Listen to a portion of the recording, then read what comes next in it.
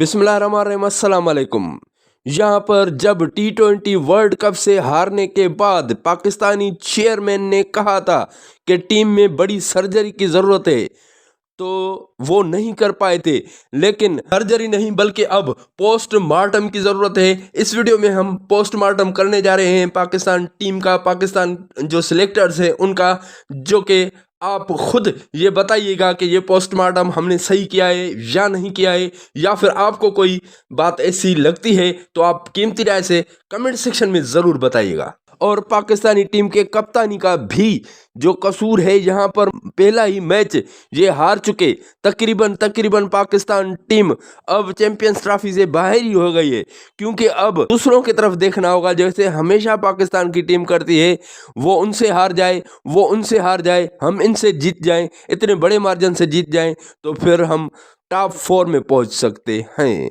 लेकिन अब आए बाएं शाएं करके ही पाकिस्तान टीम आगे चल सकती है, वरना ये चैंपियंस ट्रॉफी से तकरीबन बाहर हो चुकी। लगता है ये पागल हो गया। और उसके अलावा आज बांग्लादेश और इंडिया के दरमियान मुकाबला होने जा रहा है। क्या बांग्लादेशी प्लेयर दम रखते हैं इंडिया को हराने का, या फिर इंडिया बड़ी आसानी से ये मैच जीत जाएगा? और फिर जब पाकिस्तान और इंडिया का मुकाबला होगा तो इंडिया बड़ी हावी होगी पाकिस्तान पे। वैसे ही बड़े इवेंट्स में इंडिया हावी है पाकिस्तान पर, लेकिन यहाँ पर पाकिस्तानी प्लेयर्स का मोराल भी कम होगा और वहाँ पर इंडिया हावी होगी। तो फिर पाकिस्तान और इंडिया का 23 तारीख का जो मैच है वो बड़ी आसानी से पाकिस्तान से इंडिया जीत जाएगा, या फिर इंडिया पाकिस्तान का मुकाबला भी बड़ा अच्छा होगा। तू समझा? हाँ।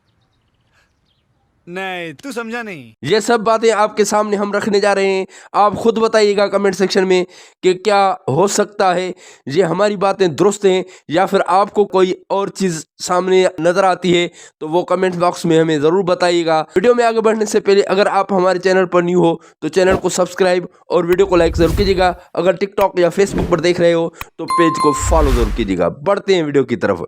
सबसे पहले पोस्टमार्टम करने जा रहे हैं, क्योंकि यहाँ पर देखें न्यूजीलैंड के अगेंस्ट पाकिस्तान का मुकाबला हुआ। सबसे पहले बात करेंगे कि न्यूजीलैंड का मुल्क, जो पूरी कंट्री है, वो एक सिटी पाकिस्तान की कराची से भी कम है, क्योंकि कराची जितना भी मुल्क नहीं है उनका, वहाँ पर उतना अच्छा टैलेंट निकल आता है, लेकिन पाकिस्तान में इतना अच्छा टैलेंट क्यों नहीं निकलता?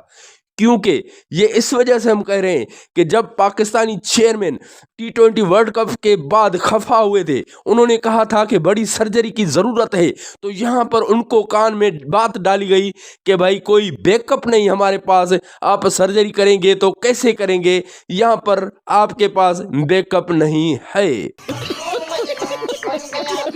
तो इस वजह से बड़े बड़े जो प्लेयर्स हैं साहब जैसे कि गौतम गंभीर है, या और भी ऐसे प्लेयर्स हैं, या मतलब के जो एक्सपर्ट्स हैं, वो कह रहे हैं कि शायद पाकिस्तान में टैलेंट ख़त्म हो चुका है। लेकिन हम बताने जा रहे हैं कि भाई पाकिस्तान में टैलेंट भी मौजूद है, लेकिन उसको इस्तेमाल करने का तरीका नहीं है, उसको इस्तेमाल करने की अकल नहीं है इन लोगों में, जो कि टीम सिलेक्शन है अब पाकिस्तान की और कप्तानी है जो पाकिस्तान की।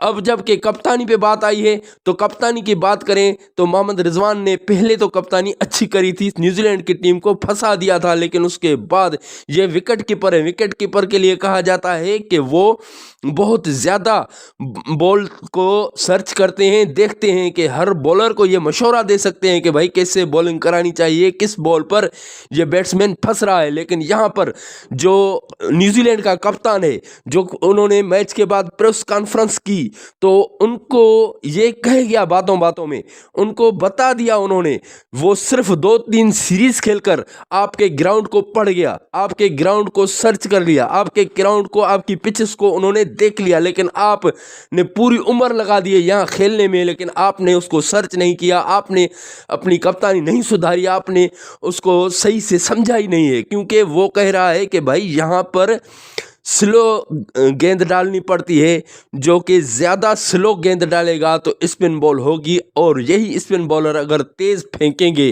तो वो स्पिन नहीं कर पाएंगे। यही खामी है पाकिस्तान टीम में, जो कि अभी तक मोहम्मद रिजवान को भी समझ में नहीं आई। और उसने, सेंटनर ने ये कहा कि भाई 282 या फिर 280 तक ही ये स्कोर रन्स होना था, लेकिन ये पाकिस्तान ने 30-40 रन्स जो ज़्यादा दे दिए हमें, तो हमारे लिए ये बहुत अच्छा हुआ। 100% और जबकि यहाँ पर जब फ़खर ज़मान इंजर्ड हुए थे, ये कानून तो हमें भी मालूम नहीं था कि भाई जितनी देर इंजरी के बाद फ़खर ज़मान बाहर बैठे हुए थे, उतनी देर तक अगर पाकिस्तान टीम खेलेगी उसके बाद ही वो बल्लेबाज आएगा बैटिंग करने के लिए, वरना नहीं आ सकता। तो फिर 30 मिनट तक फ़खर ज़मान बाहर बैठे हुए थे। ये कानून है कोई आईसीसी का, ये हमें भी मालूम नहीं था, लेकिन आज मालूम हो चुका। तो फ़खर ज़मान 30 मिनट के लिए बाहर बैठा था, तो सऊद शकील और बाबर आजम ने आकर अपनी टीम का कबाड़ा कर दिया, अपनी बैटिंग का कबाड़ा कर दिया। उसके बाद ही फ़खर ज़मान आया, तो फ़खर ज़मान कुछ नहीं कर पाया। लेकिन यहाँ पर अगर सऊद शकील को भेजने की बजाय मोहम्मद रिजवान खुद जाते तो माशाल्लाह बेहतरीन काम कर सकते थे। बाबर आजम और मोहम्मद रिजवान यहाँ पर तो ओडीआई में तो नहीं, लेकिन T20 में ऐसी नॉक्स खेले हैं साथ में मिलकर। उन्होंने 204 रन भी चेस किए हुए हैं बगैर किसी विकेट गंवाए T20 में 20 ओवर्स में।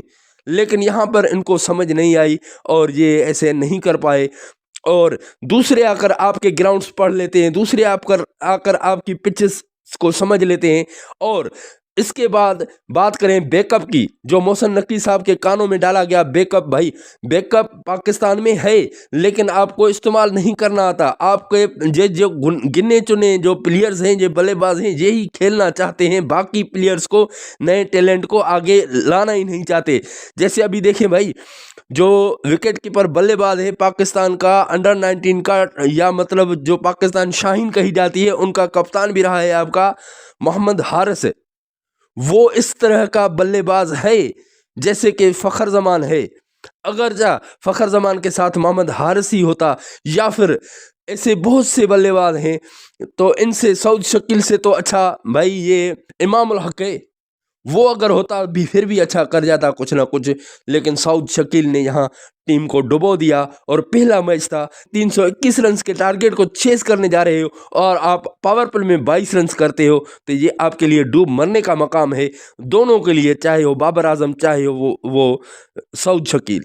और बात करें कि भाई जब रचन रविंद्रा इनका मेन बल्लेबाज इंजर्ड हुआ, उसके बाद देखें भाई इनके पास कितना बैकअप है। उन्होंने महसूस ही नहीं करने दिया कि हमारा मेन बल्लेबाज इंजर्ड है। उनको इंजरी आई हुई है, उनकी जगह पर डेविड कॉनवे को खिलाया। तो इससे पहले मैचेस में जब ट्राई सीरीज में उन्होंने बेहतरीन परफॉर्मेंस दी थी। और उसके अलावा चलो ये भी हो गया, मेन बॉलर है इनका लोकी फर्गसन, वो भी इंजर्ड हुआ, वो भी बाहर चला गया। लेकिन वहां पर इनके पास बैकअप कितना है कि भाई यहाँ पर उसकी भी कमी महसूस नहीं करवाने दी। और जबकि जहाँ पाकिस्तान में एक बंदा इंजर्ड होता है, जैसे साइम अयूब इंजर्ड हुआ है, तो उसकी जगह कोई भी बैकअप नहीं पाकिस्तान के पास। बैकअप तो है लेकिन ये तैयार नहीं करते, ये खिलाना नहीं चाहते उन लोगों को, क्योंकि ये कहते हैं कि हमारी हाक चली हुई हो। यहाँ पर ये अपने आप को, अपने खुद पसंदी वाले बंदे हैं यहाँ पर ना। जो चीफ सिलेक्टर्स हैं वो भी ऐसे ही हैं भाई, जबकि हर कोई कहता है कि मैच विनर प्लेयर है फ़खर ज़मान। 2 साल तक उनको बाहर रखा गया सिर्फ किस वजह से, एक सिलेक्टर से वो नाराज़ हुए थे, एक सिलेक्टर्स के खिलाफ चेयरमैन को बात कही थी, तो इस सबब उनकी इंजरी बताई गई और बहुत कुछ बताया गया। लेकिन उसके बावजूद वो डोमेस्टिक क्रिकेट खेलता रहा, उसके बावजूद वो लीग्स खेलता रहा, उसमें उनकी बेहतरीन परफॉर्मेंस थी। लेकिन 2 बरस तक पाकिस्तान टीम से बाहर रहा। और जबकि यहाँ पर आकर देखें भाई, अब हमने मतलब कि इससे पहले वीडियो में खुशदिल शाह की तारीफ तो की, लेकिन खुशदिल शाह को किस बुनियाद पे खिलाया गया है, एज अ बैटर या एज अ बॉलर? उनको खिलाया गया है बॉलर ऑलराउंडर, बॉलिंग ऑलराउंडर।